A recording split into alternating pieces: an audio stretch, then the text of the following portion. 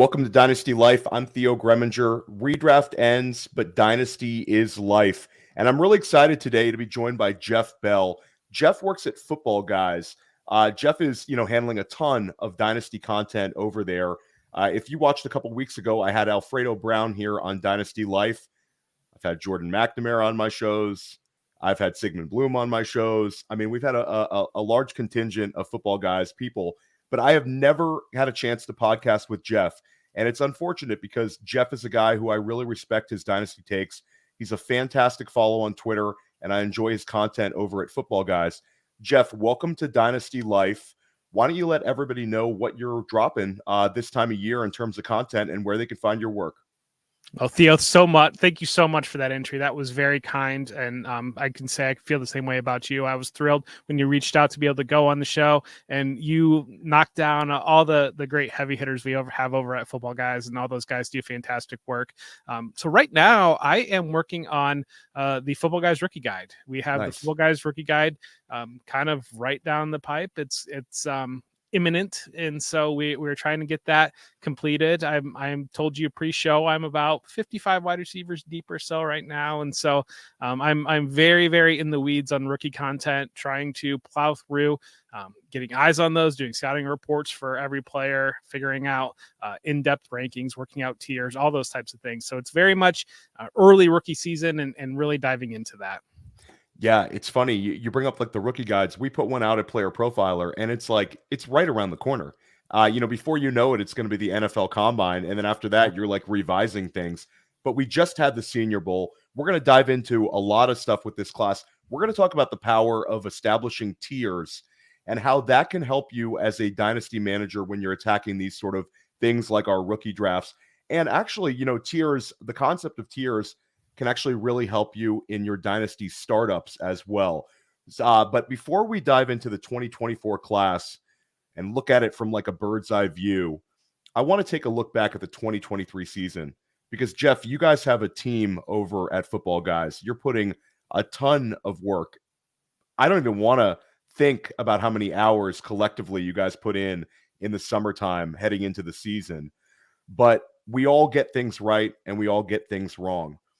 Who was a player that maybe this year you or the staff was bullish on heading into the year, but ended up being a big disappointment in Dynasty? And I asked this question to everybody because in my redraft shows as well. But Jeff, when we make a mistake in Dynasty, you can feel it for years and years. Who was the guy that kind of fell into that line for you? Sky Moore burnt me 2 years in a row. I was really buying into a lot of the reporting around the Chiefs was essentially they kind of forgave his first year in saying that they had him learning all three positions in the wide receiver room in that Chiefs offense. And so a lot of the preseason, there was a lot of talk about him being on, like, not coming off the field essentially and moving throughout formation, seeing heavy usage there, and that didn't materialize. And so it was even one of those things that you had the opportunity to get out after a disappointing rookie season, but you heard all the things that you really wanted to hear. But then that sophomore season was even worse probably than that rookie season. And now with the emergence of Rashee Rice, the way that they're potentially stacking up in free agency, obviously playing in the Super Bowl, now you really feel like you've got a dead asset there in Sky Moore. Sky Moore, that one was, I remember a few years back, I was on a live podcast and I took James Cook ahead of Sky Moore in a rookie draft, like a mock rookie draft. And I was like lambasted by like three people. Yeah.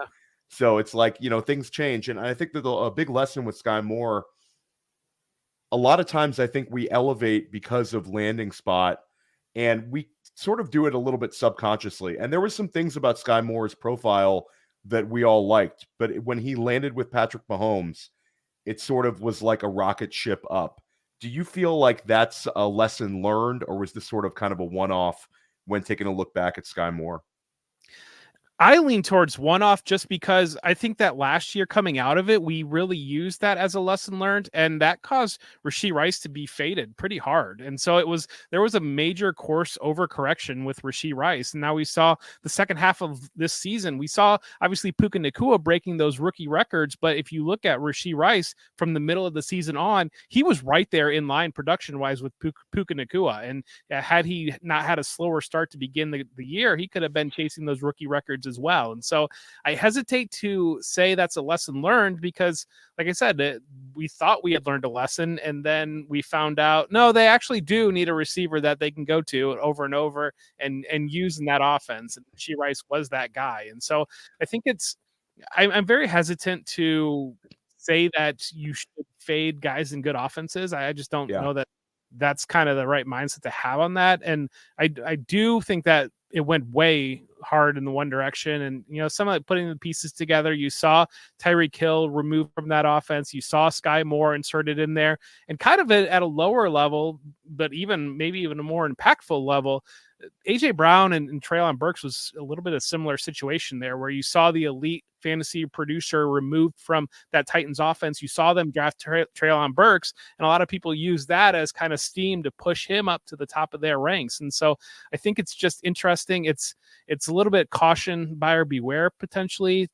Don't kind of power through maybe what you're seeing in a profile or things like that just because of a landing spot. But I am hesitant to say that you should fade a player that you think landed in a good landing spot.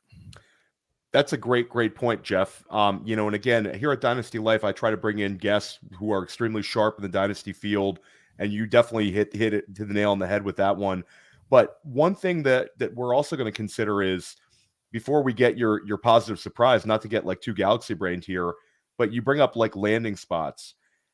The thing you hit on here is it's profile, really, Jeff. Mm-hmm. Like, if we love the profile, like you're seeing people who want to, consider landing spot with a couple of these really high-end wide receivers in this unbelievable 2024 class. Should we really just kind of lock in our heels and it's profile, and then landing spot can only kind of improve the situation? Because you bring up a guy like AJ Brown, like nobody loved that landing spot, but the eventually you start seeing the 17 plus point per game seasons. DK Metcalf, no one loved the landing spot. He was a great, value in rookie drafts. You bring up Rashee Rice. I mean, it happens every year where, excuse me, not Rashee Rice, but the other two guys. You see it every year where guys will beat up a player because of the landing spot. But we have to remember that coaching changes happen in the NFL. Offensive coordinator situations happen in the NFL. And certainly quarterback position changes can elevate guys as well. Would you take a little bit from that as well, Jeff? I think that's fair. I think that one of the biggest takeaways is just understanding the fluidity of the NFL. And so we call it the not for long league, but I think that a lot of times what people tend to do is look historically at the way one team is moved, but one coaching change, one quarterback change, and that changes the entire conversation on things. And so I think that having that lens to understand that situations can change, you're exactly right on buying into that talent, especially I think it's really just apt on wide receivers is where it's really big, and buying those guys that fit in that profile.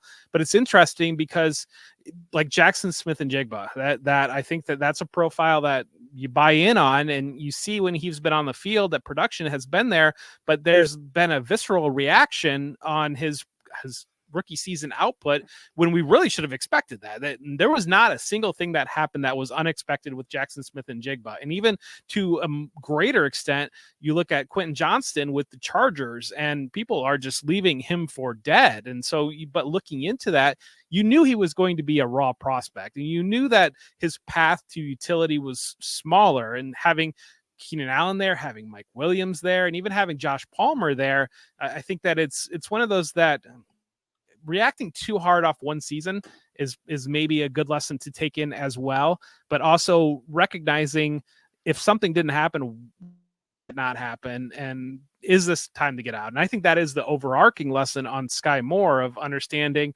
well, why didn't that happen? And I think that there are things that when you watch him, he's Patrick Mahomes is missing him by a couple yards here and there. And Patrick Mahomes is not the type of guy that's missing a guy frequently, which starts to tell me that Sky Moore is just not where he's supposed to be. Yeah, we'll always have that touchdown catch in the Super Bowl, Jeff. That'll never get away That's from right. him. But it's not all disappointments.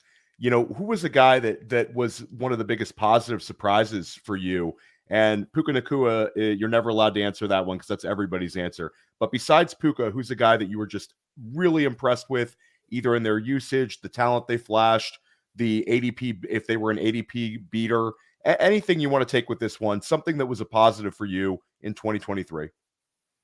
I think the Texans offense as a whole, but really Nico Collins was a major positive in that. And I think that when you were talking about profiles and when you looked at him, I think Gabe Davis was probably a fair comparison as a guy that was just be attacking vertically downfield, a boom bust type player, not able to see that volume because he didn't see that at Michigan and he didn't see that his first 2 years in the league, but really took a major step forward and showed that, yes, he is that vertical threat. He can win downfield, but also you can use him underneath. You can treat him as that number one primary wide receiver. And so to have that guy that really kind of enforces that these third year breakouts still happen. It's still, players do still get better. Situations do still improve. And so you going from a situation where he was really hung up with Davis Mills or whatever else was going on there at quarterback, you see the insertion of CJ Stroud into that offense, the arrival of Bobby Slowick, the arrival of Tank Dell as well. And to see him elevate quite a bit. And so that is one that people didn't want to buy in. I had him, I got saved from, in some instances, of people not wanting to buy in because I'm the type that I do like to capitalize on that hype a little bit that's being generated that might be a little bit false hope. But because I couldn't get a fair, good deal on him, now his value has gone up so much and I didn't come off my rosters. Nico Collins is now like a 1-2 turn pick in the early underdog drafts. Jeff, between Nico Collins and Tank Dell, who would you rather roster on your dynasty rosters? I have Collins slightly above Tank Dell. I think that it's kind of splitting hairs maybe a little bit, and maybe you like to step into that security of Tank Dell having a little bit more on his contract, being there with CJ Stroud. But I think that they're pretty similar in a similar age range, and I think the range of outcomes is pretty similar with them. And I'm probably going to default, despite the way the league is moving towards these smaller, quicker players, a guy that still has that, X wide receiver, that number one profile build to him, and we've seen that production out of it, is still the direction that I'm going to default. Yeah, it's just wild times with Nico Collins. He's an absolute rocket ship. A year ago, if I told you Nico Collins would be getting drafted ahead of T. Higgins and DK Metcalf on Underdog, you would have told me I was crazy, but we're here. It certainly helps when he's got a quarterback like CJ Stroud. But now let's dive in a little bit into this 2024 class. I think that the enthusiasm that we're seeing for this rookie class is at like a fever pitch, where we always get sort of a rookie excitement. But for February, early February, to have this sort of excitement, it's getting to like really, really high levels. When you take a look at this class versus the 2023 class and 2022 class, which had countless players that are still helping our dynasty rosters and helped our dynasty rosters win as rookies, where would you rank this class just as a collective? It's above those two. And I think that when you look at 22, because if you remember back, that 21 class was absolutely fantastic. And even the 20 class was fantastic. We've just got a great run of rookie classes. But I do think that 22 class coming, and then also looking forward to having Bijan Robinson coming up in the next class, and then having some of the other players that would also be coming. I think 22 was a little bit of muted excitement. And then even 23, when 23 got there, we started to look forward and seeing, okay, well, there's also Marvin Harrison Jr. next year, and Jackson Smith and Jigba wasn't exactly what we thought he was going to be, and Caleb Williams is next year, and we don't really have, some of these other ancillary pieces, and maybe we don't really buy into Bryce Young or CJ Stroud the way that we buy into Caleb Williams, and so that kind of brought a little bit more of excitement off of that 23 class, whereas in 22 we had been waiting with bated breath for it. But I think it's also amplified because that 25 class, there's certainly going to be some good players. A guy like Luther Burden, wide receiver from Missouri, is going to emerge, and a couple other players are definitely going to emerge, but it's just not going to be at the fever pitch where you're seeing an elite level wide receiver, an elite level quarterback, an elite level tight end, not to mention the depth at each of those positions as well. Yeah, I think that the general, like, people ask, 2025, if I could summarize 2025 in like 2 sentences, quarterback is worse, running back is better. Fairly simple approach if you're trying to have like a long-term view of 2024 picks versus 2025 picks. But we talk about the running backs, and we talked a little bit in the pre-show about your running back rankings, and I want to dive into some of those guys. But do you think that we're reaching a point where there's so many people in the Dynasty community have beat up this running back class and said that this is the year you don't want to take a running back, this running back class is so bad, that it's going to get to a point where these guys are going to provide real value to our Dynasty rosters? I mean, right now, my best advice to people has been accumulate those second-round picks, because you're going to be able to pick off pretty much any of the running backs you like in the second round. Would you agree that this running back class is getting a little bit beat up in the community? It's not quite as bad as people say, or are you on that it's just a bad running back class? There are going to be fantasy contributors in this class, and there are going to be good fantasy contributors in this class. I mean, you flash back to 2 years ago, nobody at this point in time was talking about Isaiah Pacheco. Now he's leading the Chiefs into the Super Bowl. And even a guy like James Cook in that class, people were off of him, especially at this time, people were really off of him.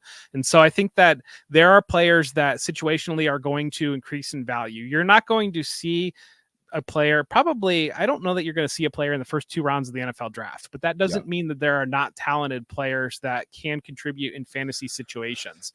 But I think it's interesting because the conversation is so swayed towards this is a terrible class, you cannot get a running back out of this. But at the same time, what do we like to? We like to be right. We like to play scout. We like to think that we can beat the field. And what is happening is, without that consensus running back at the top, or consensus couple of running backs at the top, you're starting to see kind of everybody have their own running back one. And I think that you're starting to see some conversations of people putting Blake Corum at the 110 because they're sure he's going to be a Charger. And you're seeing, Braylon Allen is a player you asked me about, or you're seeing maybe Marshawn Lloyd or maybe Trey Benson. And so everybody's kind of having their own RB1, and they think that they're essentially, we think that we're the smartest guys in the room sometimes when it comes to things like that. And so it's like a little bit of a double-edged sword, where there's definitely depth and value in this class, and you will get contributors, but some of the top end, whatever somebody's top end might be, is being pushed up a little bit higher because again, we think we're going to beat the market on that. No, I love it. And I love that you brought up the 2022 class, because last year we had like 9 of the top 24, 8 of the top 24 PPR finishes at the running back position come from that class. And certainly, like, after Ken Walker's combine, and the steam was heading there, but the combine kind of settled where he was going. Breece Hall and Ken Walker, there was a ton of enthusiasm, but people saw like an incredible drop off. And you bring up Pacheco, you brought up James Cook, but certainly Rachaad White has provided huge value for our teams. Then you had guys like Jerome Ford, Jalen Warren, Brian Robinson. I mean, nobody was excited to draft him in rookie drafts, and he certainly helped you last year. So I think that there's a lot of guys that kind of fit that bill, certainly. Let's talk about that running back class, because you have, we're actually going to save this. Let's take a quick break, because Jeff has a running back one in this class where he's definitely flag planting, a guy that most people don't have I would say, Jeff, in their top 2 or 3 at the running back spot, and you're flag planting him as your running back one. We're going to dive into the running back position, and then we're going to start talking about some of these tiers at the other positions when we come back on Dynasty Life.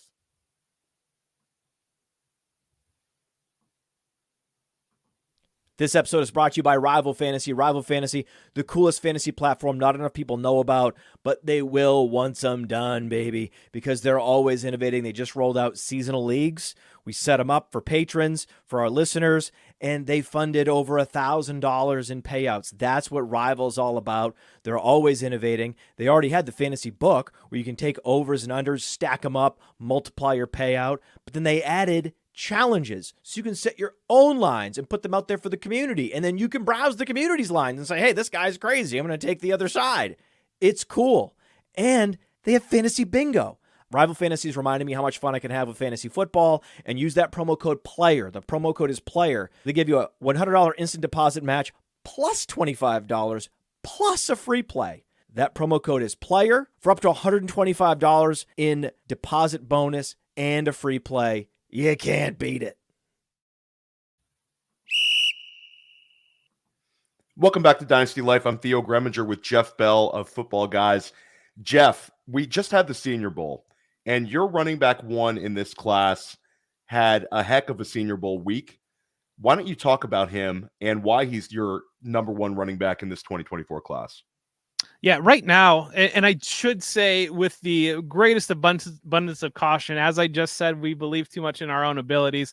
My running back one is going to be probably whoever lands in the best spot, and that's just fair. Say that's fair in this class. That's you know, and that's just the way that running back works. I think that last year when you got Charbonnet and some of these other guys that you were Kendry Miller that you were excited about, and then they just kind of get tanked out of the landing spot. You have to adjust on landing spot, I think, with running backs now, the way that we're seeing this go. But right now, talent wise, I've got Marshawn Lloyd as my running back one from USC. And we talked pre-show, you asked me if that was because of the Senior Bowl, and really it wasn't. It was a player that he flashed a 3-down skill set. And I think that's one of the biggest things that I'm going to be looking at when I'm evaluating a running back and where to place them, is a player that I believe can contribute on all 3 downs, that doesn't need to come off the field. He wasn't used as much at USC as he probably should have been, and it was probably to their detriment. And he's a player that I think he can handle quite a bit more volume than what he was given at USC. He's showing great creativity. He's got the explosion in the open field. He can hit home runs. And so that's why I got Marshawn Lloyd as my running back one, a player that I believe can be a 3-down back. No, I love it. And interesting fact, played at DeMatha, high school rival of Gonzaga and Caleb Williams, but went from South Carolina to USC, which we really appreciate because it's USC. But I think that I agree with you. I think he actually projects as a guy who can catch the football. He's got the size, and I love the fact that he wasn't like driven into the ground. Like, I think that, you get a lot of these guys coming into the league who have received so much volume in college, where none of his seasons were incredibly, voluminous, and he had, I believe it was like less than 125 carries every single season in college. So he's definitely an interesting one. You kind of revealed a few of your other running backs you're into in this class. Who are your current top 4? Yeah, so I've got Trey Benson from Florida State as my running back too. I think that's another player that he has the ability to pound inside, but also I think he can be used in the passing game. Jalen Wright at Tennessee is a little bit of a freak athlete. He wasn't able to show off at the Senior Bowl his high-level traits, but I think he'll be a guy that will get a lot of eyes on him in the combine. But I do believe that's another player that has that home run ability and can contribute on 3rd downs. And then Jonathan Brooks from Texas is the other one that if it weren't for the ACL injury, he probably would be even higher than that. But you got to pump the brakes maybe just a little bit, given that how grouped everything is, and so kind of working off that time frame where he's going to come back, where he's going to end up. And so that's kind of, and I'll even go to 5. Bucky Irving is my running back 5. And so and again, I'm just looking for these guys that contribute on passing downs, because we see it over and over again, the amount of value that you can add if you can contribute on passing downs as a running back in terms of fantasy. That is just huge. And so that's where I'm going. I've got 5 guys there that I do believe can contribute on those passing downs and can also be players that can carry quite a bit of a load in offense. So I love the Bucky Irving call. I think he's the next of these like 190-pound running backs that everybody gets excited about, especially after this season when we had like 4 of them producing at a big-time level. But 2 guys who are absent from your top 4, you're in Big Ten country, Jeff, you're in Ohio, and you're leaving off Braylon Allen and you're leaving off Blake Corum, which are 2 guys that are a little bit polarizing.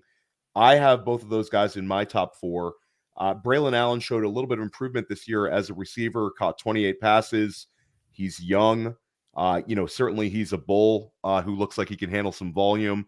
What's holding you back on Allen before we get to Corum? Biggest thing is I don't know that he hasn't gotten better. I think in 3 years, I think he's kind of been that same player, and I think tells me that he's relied on his physical traits maybe a little bit too much relative to being a player that's always been bigger, stronger, faster than the players that he's going against. And that's not going to be the case necessarily at the NFL level. You mentioned catching, but that is a massive caveat in that, because they were not using him down the field at all as a receiver. It was like manufactured. It was very receiving, a 2-yard dump off by Tanner Mordecai, whose head was swimming in that offense all year long. And it was a lot of those types of things that look good as compiled at the end of the season, but not something that, at least when I'm looking, that can be involved in the passing game. Like James Cook was a guy that stood out to me in college, because you'd see these wheel routes working downfield where he's bringing a linebacker, getting a linebacker in conflict, able to catch the ball over his shoulder. Those types of things are things that I think translate to having top level receiving skills. And I don't see any of that in Braylon Allen's game. And so I'm a little bit hesitant on seeing him being a multiple down back. And again, he doesn't run with the way that you think he should, given all the things that are involved in it. He's not blowing up players. He's really struggled against when he played Michigan, when he played Penn State. He had a big long run at the very end of an Ohio State game that made the stats look better there, but he really struggled when stepping up in competition level throughout his career. And he had some feasts on some lower level opponents. Well, one player who certainly had a year and was thought of as a guy who might have been an early entry last year, bet on himself, came back to school, and that's Blake Corum. Doesn't crack your top 5, big-time producer, and it seems like he could get the draft capital. What's your hesitation with Blake Corum? Is it the lack of receiving work? I think he didn't show the same level of explosion athleticism this past year as he did from 2 years ago, coming off that injury that he had to end the 2022 season. I mean, that was part of it. I think when you watch him, he just wasn't the same player as 22. I think size-wise, he's certainly big enough now in the modern NFL to stand up. But yes, there was not any involvement in the passing game. Just the Michigan offense didn't feature that skill set. A guy that I like that is similar skill set that I have, and I don't hate these guys. Like, these guys are right on the fringe of like my next group there. It's just I don't see the 3-down skill set, whereas I see that with some of the other players.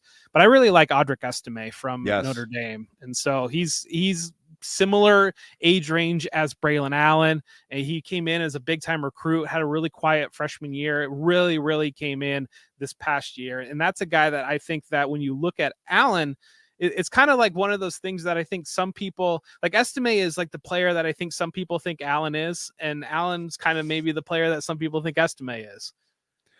Estime has the most rushing touchdowns of any Notre Dame Fighting Irish player in history in a single season. It's kind of a wild stat. And I like him as well. And I think he also is like a home run hitter at that size. I don't know what he's going to run the 40 in, but he hit a couple of like high miles per hour this year. Yeah. Definitely plays fast in pads. Definitely an interesting one to look at. But we can't sit here completely fixated at the running back position. Want to cover a couple of these other players. So let's talk about, right now there seems to be a cutoff for a lot of analysts when it comes to Superflex. Would you argue against the fact that it seems like there's a top 7 that's pretty set in stone, and then there's a difficulty in picking the 108. Right now, a lot of people seem to have the big 3 wide receivers, the big 3 quarterbacks, and Brock Bowers sort of in their own little 7. Would you agree on that, Jeff? I would probably push back on that a little bit. And I talked about it. We have the Dynasty show for this week. We did a mock draft in that for football guys. And we talked about it in that show that I think that 2 players, I think Troy Franklin and I think Brian Thomas I would argue that they are closer to Rome Odunze than Rome Odunze is to Malik Nabers. So I'll just kind of say it that way. I think that they are players that Troy Franklin in particular, if he shows at the combine what his tape looks like, I think that he's going to be a player that's going to be a top 15 pick in the NFL draft and really close on Odunze and maybe even go off the board before Odunze in the NFL draft. And so I think that expands that tier. And then Thomas is, again, another player that just has a very, very high level skill set that I push it probably. And you'll see if we talk about tiers, I'll say that I think that those guys are probably more in the Odunze tier than Odunze, again, is closer to Nabers. I love the Troy Franklin call. That's my wide receiver 4, and Thomas is my wide receiver 5. Franklin is super interesting because I think he's going to fly in the 40. Yeah. And he's an elite deep threat.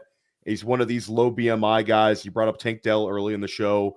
These guys, these low BMI guys that the NFL has been betting on have all been coming in and producing right away, whether it's Devonta Smith, Jordan Addison, Tank Dell, not really a big, he was a 3rd round pick, but the other 2 went solely in the 1st round.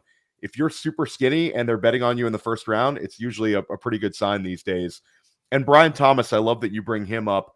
We talk about like a classic big X receiver, probably the quietest 17 touchdown season in history for Brian Thomas. I love those 2. So when you get to a single QB, who would be, let's say that your top 3 are Nabers, Marvin Harrison Jr., and Bowers. Is Odunze still currently your 104? I've got him neck and neck with Franklin. He is slightly above in my rankings. Some of that is kind of that nod to the value that you're going to see there and able to reap there. I mean, I definitely would love to tear down one spot. If somebody tells me that they've got Odunze far ahead of Franklin and will give me some value to take a step back, I would love to do that. But they're very, very close in my books. But I would have put Rome Odunze there. And then Caleb Williams kind of enters that conversation, I think, pretty quickly once you get outside of there. And some of it's maybe team structure where you're sitting in a 1 quarterback, but at the same time, I think that if you want to capitalize on the hype that's around him, and especially if he delivers on that, especially after seeing Bryce Young, how much disappointment there was off of him last year. I think we see with CJ Stroud how quickly even guys that we like can increase value once they show it on an NFL field. And so I think Caleb Williams, even in 1 quarterback, can carry a lot of value and be able to increase on that value. Yeah, I love that, Jeff, because I think there's always sort of a game of chicken in single QB leagues where people don't want to take the quarterback. It seems like it's a kind of a square thing to do when there's value at wide receiver or running back or tight end for that matter. But at the end of the day, as soon as they flash, they gain value in Dynasty, even in single. And a guy like Caleb Williams has the ability to put up multiple top 5 seasons for you overall at the quarterback position. So I think using that sort of high draft capital makes total sense. I think there'll be a little bit more clarity. Right now, there's kind of like a prospect fatigue thing with him. Some people don't like the emotion. Anytime you post something about him on Twitter, somebody's like, showing the picture of him crying. I don't know about you, Jeff, but in my fantasy leagues, we don't lose points if a guy cries at the end of the game. So I'm not too worried about that one. There's a couple of other polarizing questions right now. The tight end position, Brock Bowers is your number 1. We'll dive into him. Everybody, if anybody says Brock Bowers is not my number 1 tight end in the class, guys, just turn off the podcast. It's over. But what are your thoughts on Jatavian Sanders? The athleticism definitely stands out on tape when you watch him. The other things stand out on tape too. I don't know that he can block me and you, to be honest with you. So I think I worry about getting into a situation where you're going to see a situational usage player that, especially at a position that is very important, can contribute in the blocking and as well as the receiving. And so I know we flash back a couple years ago, and my podcast co-host Christian Williams has brought this up a couple times, but there was a lot of steam on Brevin Jordan coming in as a rookie. And so that's a player that even when he's been able to get on the field, that explosion shows up. He makes a big play here and there. And if you want to play that prop and hit on it, you hit on it probably more often than what you realize. But at the same time, you cannot put him anywhere near a fantasy lineup. And even when we've seen Dalton Schultz out of the lineup, he's not really contributed there. And so that's my concern on Sanders, is that there has to be dedicated schematic usage to really capture him. And I'm concerned that the NFL might see that, because I think that there's some other tight ends that do have that can contribute in the receiving game and be really star blockers in this class that the way it sits right now and the way that some people are talking about, especially relative to Brock Bowers, I think that people are going to be a little bit surprised maybe how the league views Sanders potentially relative to some of these other tight ends that are a little bit more well-rounded. Really, depressing for you to bring up Brevin Jordan with the Jatavian Sanders hive. They're not going to like that, Jeff. No, and I'll say that like I remember the entire Patrick Freiermuth versus Brevin Jordan was like that was like a 1 month of heated debates. Yeah. And ultimately it was Kyle Pitts and then trying to figure out tight end too. But yeah, Brevin Jordan, what a disappointing one for sure. Is there another tight end in this class that you are intrigued by, or is it kind of a handful of guys vying? Quick thoughts on Theo Johnson and Jaheim Bell, who both had, positive weeks last week at the Senior Bowl. Johnson, you bring up a guy who, athletic, can block. I mean, truly athletic. And Jaheim Bell is more of a situational pass catcher, smaller guy. So a very, very opposite type prospects in terms of their profile. Your thoughts on either of them? I think Theo Johnson, again, a player that I mentioned, can contribute in blocking and in the passing game. I think I have Jared Wiley above Jaheim Bell. I think Jared Wiley is an interesting prospect. Started out at Texas, kind of Sanders maybe edged him out a little bit there, but was a major contributor to TCU's passing offense, and that's a player that can block as well.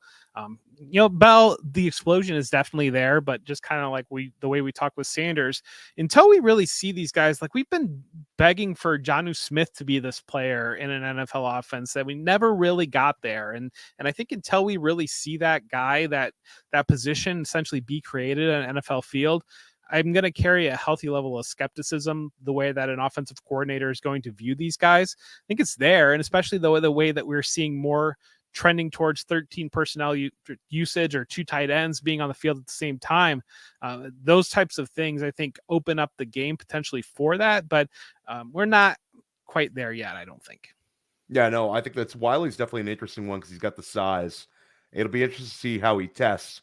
But this is I love it because the tight end position in this class, again, we'll have a lot more clarity after we get through the combine, and then certainly the NFL draft will tell us a lot. But yeah, the Sanders Brevin Jordan one, I'm not gonna be able to sleep at night thinking about that one, Jeff. Let's dive a little bit into the quarterback position.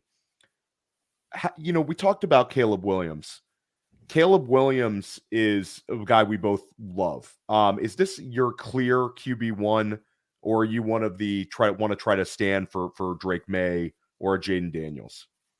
No, I'm definitely Caleb quarterback 1 comfortably. Yeah. And I think that you'll see that play out. I'm a little bit, I have Daniels above Drake Maye, and especially for the game that we're trying to play, I think Daniels is comfortably above Drake Maye, given what we've seen a player like. It's not a great 1-for-1 comparison, but at the same time, you see Anthony Richardson or even Justin Fields, the way they've been able to contribute in fantasy and be those starters. I think Maye's got athleticism, but I don't know that I see the rushing translating in his game. I look at a guy like Justin Herbert or maybe a young Ben Roethlisberger that had mobility to be able to make plays, but weren't necessarily utilizing that. Whereas Daniels, I think, could be a guy that is rushing for 60, 70 yards a game if he's in there as long as the NFL tells us they're close. I'm a little bit, I would be surprised if Maye doesn't go number 2 in the NFL draft, or Daniels even doesn't go number 2 in the NFL draft, but it does start to seem a little bit like we're hearing some steam on some other guys that might be moving up there. And that, I know I saw something the other day, and take it for a massive grain of salt, but somebody was saying that Drake Maye was going to go 8th in the draft. And so I think that that's something that would be surprising, but at the same time, it clearly points to Caleb Williams being the number 1 quarterback. Yeah, I think it just comes down to, do NFL teams view Marvin Harrison Jr. and Malik Nabers as guys that they simply must have? And then also there's a couple of offensive tackles that I think that these NFL teams might say, we view these offensive tackles as can't miss guys that we are going to pass up, quarterbacks or these wide receivers for. Any way you cut it, it's going to be a really fun NFL draft for us because you're going to have so many offensive players selecting that top 10. But let's stick with Jayden Daniels. I love your point on that because I think there's a lot of talk about Drake Maye's ability as a rusher, but we need to have an offensive coordinator that kind of dives into that and believes in him in that role. Whereas Jayden Daniels, if you squint hard enough, you kind of see Lamar Jackson traits. Is that why, like his level of ceiling as a runner? Yeah, as a runner for sure. I think that putting him on par with Lamar Jackson or with Justin Fields, I mentioned him and the way that he's able to, especially the speed translating. I mean, Daniels, you see Daniels on SEC field, that speed is very, very evident. And you see how many times that he will erase an angle that a defensive back might have on him. And I think he's still running through the Florida secondary right now. And so I think that some of these games that he was able to put up were huge. Yeah, I think he might be in the 4.4s. I think that there's you always have to take that with a grain of salt, but the LSU people say he's in the 4.4s and he looks like he's a 4.4 guy. So that'll be super exciting. How about when you get down to that next group of quarterbacks, the Bo Nixes, JJ McCarthy, Michael Penix Jr., certainly a couple of guys. Spencer Rattler had a nice Senior Bowl.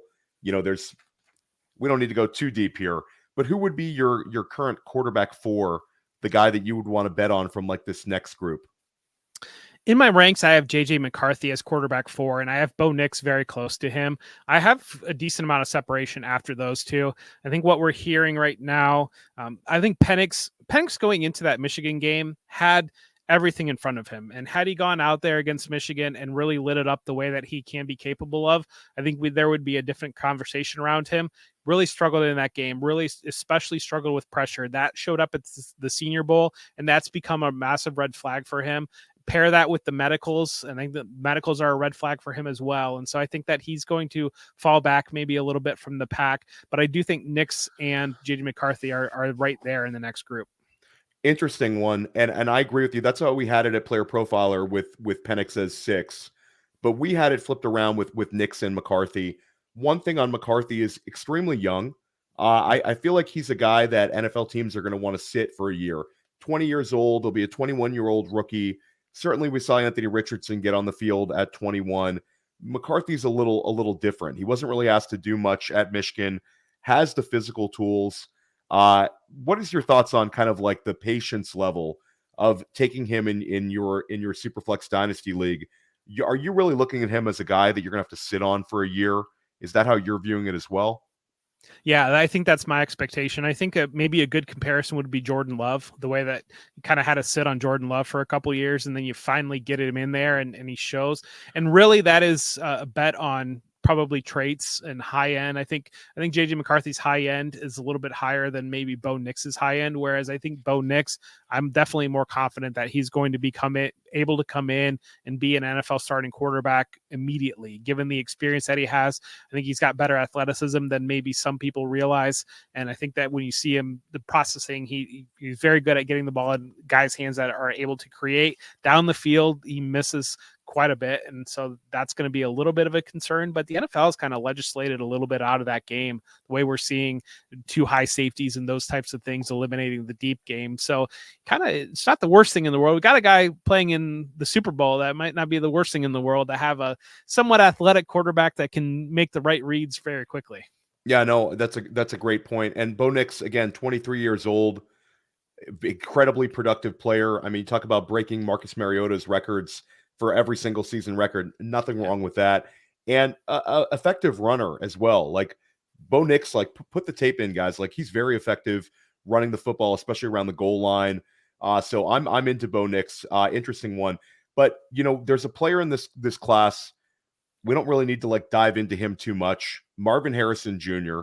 I mean, you're down there in Ohio. This is I don't want to say generational, but we're talking about Calvin Johnson, AJ Green, Julio Jones, like in the same breath kind of guy. Pick your elite wide receiver and you can make a case for Marvin Harrison Jr. being right there. Is there a case for you, Jeff, in a Superflex league to take him over Caleb Williams? Or are you going to let the power of the position kind of sway that decision and make the correct choice and go with quarterback? I mean, it would have to be very situational for me to pivot to put Marvin Harrison Jr. number 1 above Caleb Williams. I still think I'm going to go with Caleb Williams at number 1. I mean, there's certainly, if Caleb Williams lands somewhere that we just hate and Marvin Harrison Jr. somehow is playing with Justin Herbert or another high level quarterback, then that argument starts to get real hot. But right now, this early, I'm still going to put Caleb Williams there at 1, absent some very rare circumstances. Okay, so let's go down the list one spot. You bring up the fact that Jayden Daniels is a quarterback that you view as top 5 potential in the NFL in terms of with his rushing ability. You're still taking Marvin Harrison Jr. as your 102, or are you gonna?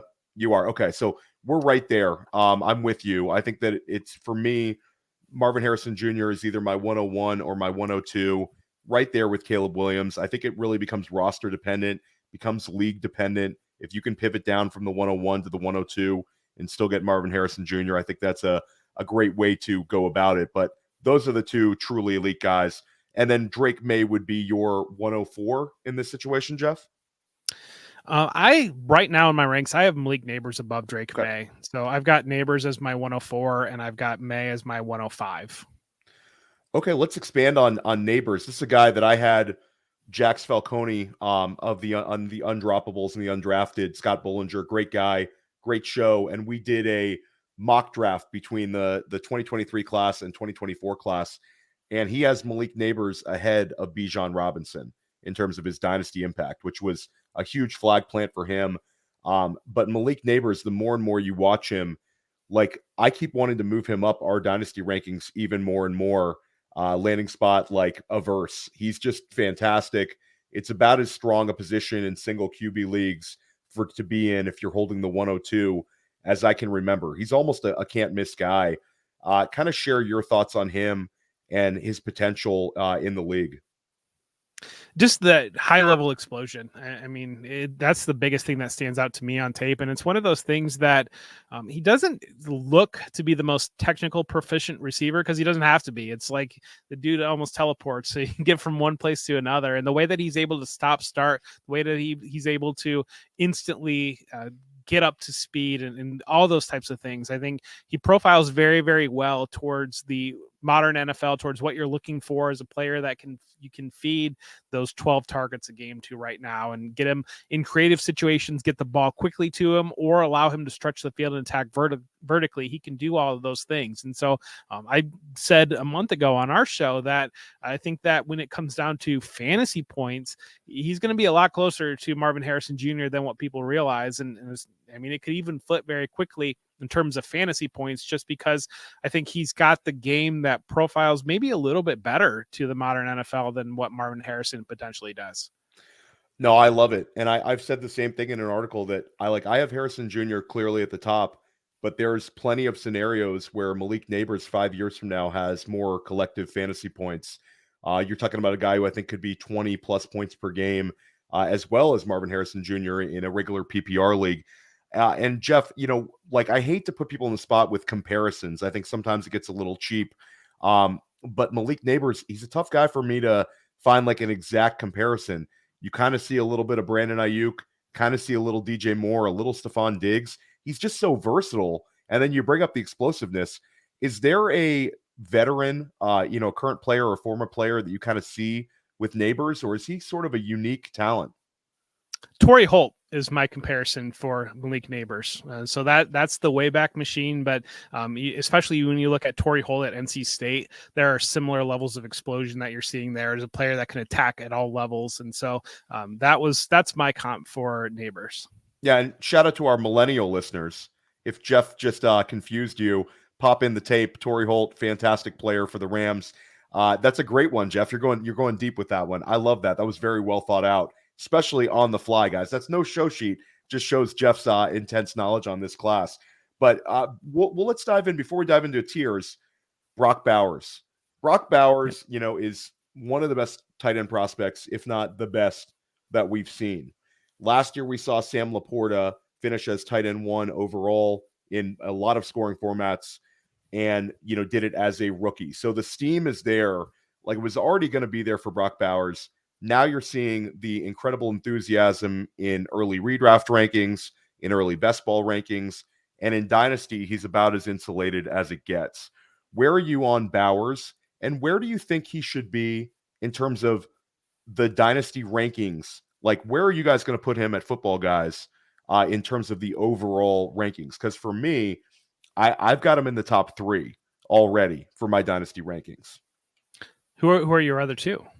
Sam Laporta, and then any day of the week, it's probably a McBride, and I'm still a Mark Andrews guy. So that's kind of like my tier right there. I think Travis Kelce is going to retire. He's too old. Kincaid, I'm a big fan of. I'm always standing for Kincaid, but I think he sort of lacks a little bit compared to those guys. So I think Bowers, tight end 2, probably in Dynasty makes sense. It's hard. It would be really hard for me to have him leap Laporta, but hey, we're talking about a guy who's going to get drafted in the top 5, who checks off all of the boxes, but Laporta has proved it on an NFL field. I think that's the biggest difference maker for me.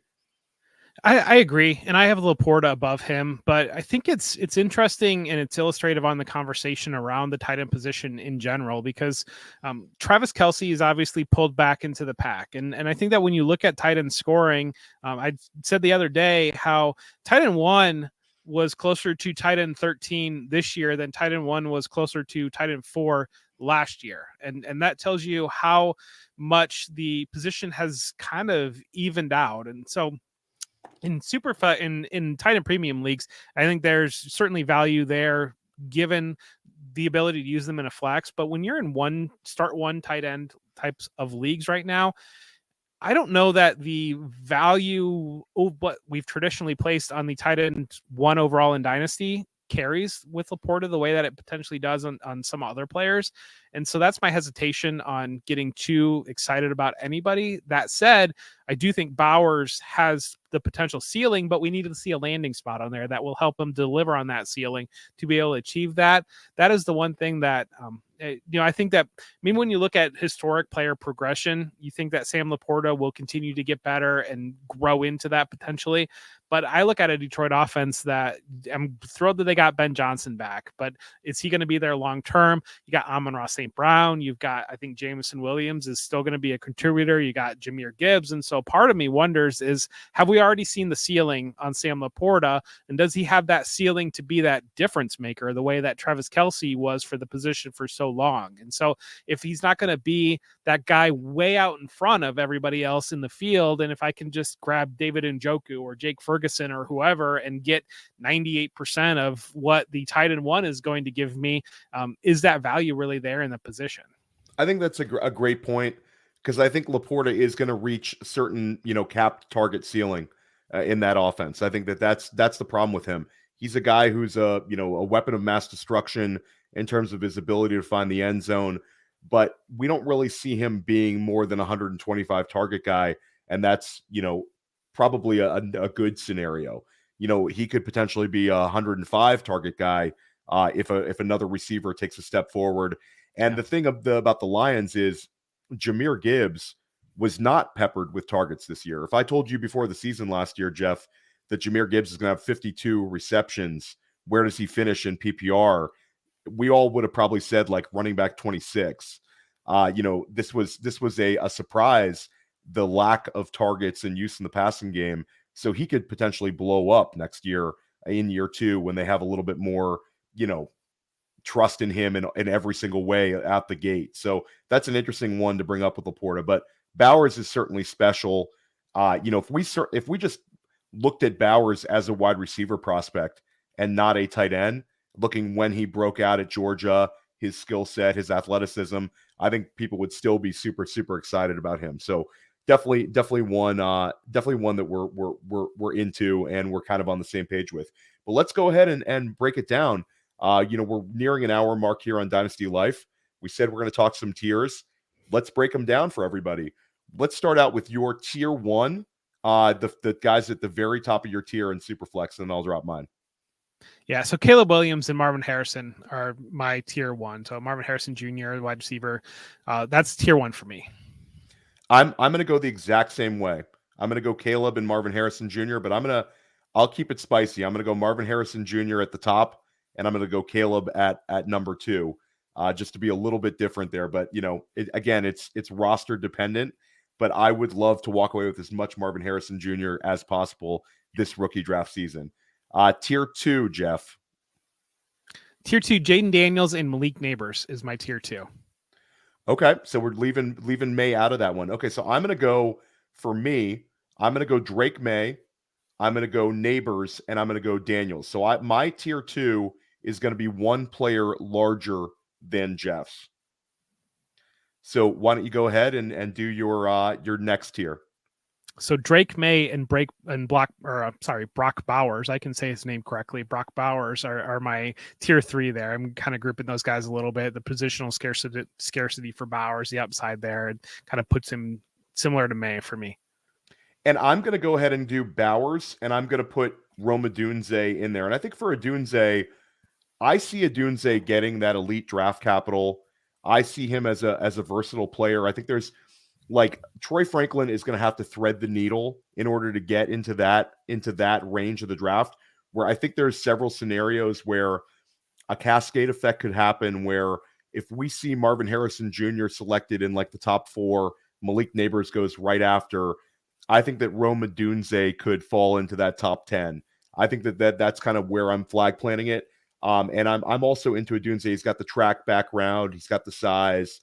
So I think I'm a little bit more bullish on Odunze than you are. So right now, to recap, Jeff has 3 separate tiers: Caleb Williams and Marvin Harrison Jr., Jayden Daniels and Malik Nabers, and then Drake Maye and Brock Bowers. And for me, my tier 1 is Marvin Harrison Jr. and Caleb Williams, Drake Maye, Malik Nabers, and Jayden Daniels. I have a sort of a 3-player second tier, and then a Brock Bowers and Rome Odunze. So for mine, you're looking to get into that, do what you can to get into the top 7 in your Superflex leagues. But for Jeff, to be on the safe side, you want to get into that top 6. And Jeff, are you okay overpaying to get into that top 6? I don't know that I would overpay right now. I mean, relative to 107, depending on what the prices are. But you're exactly right. I do want to get in there and do what I can to get in there. So I guess overpay in terms of what a trade calculator says, or overpay in terms of kind of what has to get the deal done. There's 2 different conversations. Just get it done, get your guy, and you'll be a lot happier with the way this rookie draft lands out. So let's keep it going, Jeff. You're at 6 players deep. You're 3 tiers deep. Who would be in your next tier of players? So I'm going to group together and Odunze, the scenario that you laid out, him being a top 10 pick and everything translating there, he certainly can separate himself. But right now I've got Rome Odunze, Troy Franklin, and then Brian Thomas grouped together in kind of my tiers. So my tier kind of goes to 109, where I feel really good at. And I think that's an area that between the 108 and the 109 right now, and the way the conversation is, the way that people are set in that 107, like I said, I do think there's real scenarios where that expands, or maybe Troy Franklin moves up there or whatever. But I think that 109 is where you want to be inside. So for me, I'm going to have a two-player tier, and it's going to be Franklin and Thomas. I want to push a running back in here, but I think it's incorrect until we have further information. And those 2 wide receivers, I just feel really strongly about. There's a few other wide receivers I really, really like. But I think when it comes down to it, Franklin and Thomas are going to have that draft capital. I think they're going to be early contributors.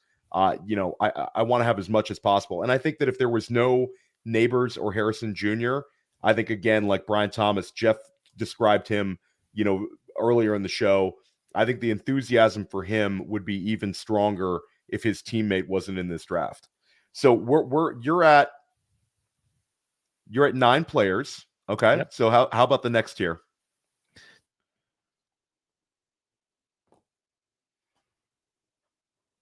I've got 6 players in the next tier. I've got J.J. McCarthy, him to be a first-round pick. Got Xavier Worthy, the wide receiver from Texas. Got Adonai Mitchell, the wide receiver from Texas. I've got Ladd McConkey, the wide receiver from Georgia. Roman Wilson, the wide receiver from Michigan. And then Bo Nix, the quarterback from Oregon, are my next tier. So let's quickly discuss Roman Wilson. Yep. Roman Wilson, we talked about Nico Collins. Is this the next, Harbaugh didn't, overly use them guy at Michigan that comes into the league and makes a big contribution right away? Yeah, I absolutely believe it. I mean, the speed is evident. I think that when you watch the games, it's that offense just didn't need to use him at all. But I think the toughness is there. He showed out at the Senior Bowl, showed quick separation. Those skills are there. That was my biggest question coming in, because I had no questions about the top end speed or the physicality showing up that he's willing to play with. But the way that he separated at the Senior Bowl, I mean, you can see the clips out there that he made one move and he's off the line and the defensive back's gone, where relative to some of these other receivers are shuffling their feet 3 or 4 times, trying to switch up that defender. He'd give you that one little side juke and he's 7 yards past you. And so I think that translates really well. And I think he's a guy that right now, I mean, I believe it was Lance Zierlein had him as going to the Chiefs as in the first round of his mock draft that he just came out with today. There's Michigan people that say he was a 4.37 40 guy as a high school senior coming into Michigan. And there's rumors that some of his athletic testing traits are going to be like records at the combine, like the shuttle and a few other things. Like they have certain strength numbers at Michigan where I believe he's had one of the records for their plyo stairs. They have these famous stairs at Michigan, which are like 3 times as high stairs as like in your home. And they do all sorts of crazy testing on that. And Wilson absolutely ripped it up. And you think about all the athletes coming out of Michigan, definitely a player that's risen a ton. Love your McConkey call. I'm not quite there yet. I think for me, my next tier would be 4 players. It's Bo Nix, Adonai Mitchell, and then Xavier Worthy. And then I'm throwing Braylon Allen in there because I'm going to take a bullish approach on him. I think some team is going to use the draft capital on him, and I view him as a guy that can step right in. So we're button heads a little bit on that one, Jeff. So if he goes at the beginning of the 3rd, end of the 2nd, I'm going to shoot you a DM, and if he goes in the 5th round, you shoot me one when it comes to NFL Draft Day. But this was absolutely a lot of fun. Jeff, your takes were awesome. I love your tiers. I'm going to reiterate your tiers one more time for anybody listening on a podcast. Jeff has Caleb Williams and Marvin Harrison Jr. in his top tier, Jayden Daniels and Malik Nabers in his tier 2, Drake Maye and Brock Bowers in his tier 3, Rome Odunze, Troy Franklin, and Brian Thomas in his tier 4. And then his tier 5 was J.J. McCarthy, Xavier Worthy, Adonai Mitchell, Ladd McConkey, and Roman Wilson. I got all those guys in the final tier. You threw me for a loop. Bo with Nix 5. in there. Bo Nix is in there too. So excuse me on that one. Bo Nix. Yeah, I don't want to forget Bo Nix in that one. But Jeff, this was awesome. Let everybody know where they can find your work. First off, thank you again. And I really enjoyed it. You're exactly right. This was a great use of time. And thank you so much for the invitation. Find me with Football Guys. You can find me everything coming up there. I mean, I do the Dynasty show with Football Guys, the DFS show with Football Guys. I do a Sunday morning start sit, and then we do the Audible Live with Matt Waldman on Thursday nights. I do that show as well. And so you can find me there on the audio side or the video side. And then, in terms of written content, we have the Football Guys Rookie Guide coming out. That's going to be the biggest thing, hitting all kinds of articles throughout the offseason. It's Dynasty season, and so trying to feed out as many articles as I possibly can. And that's one of the things I do love is writing. And then you can find me on Twitter at For Whom J Bell Tolls. Yeah, and Jeff's a fantastic Twitter follow. His writing is strong. His podcasts are great. Highly recommend his work. Stick with us here at Dynasty Life all offseason long. We're going to have some of the sharpest minds in Dynasty right here. And if you want to see my wide receiver rankings, I just dropped my top 10 2024 rookie class wide receiver rankings at playerprofiler.com. Jeff, thanks again, and everybody have a great rest of your week. Hey, I want to take a moment to thank you for tuning in. It's important to me that all of our media be free. This is only possible because of you allowing a true independent sports media enterprise to thrive unlike any other in the business. So please subscribe to the All-In Package to continue to make all of this possible, to ensure that all of our stats, information, data, content is available to you, especially you, the people that get the site and get the show.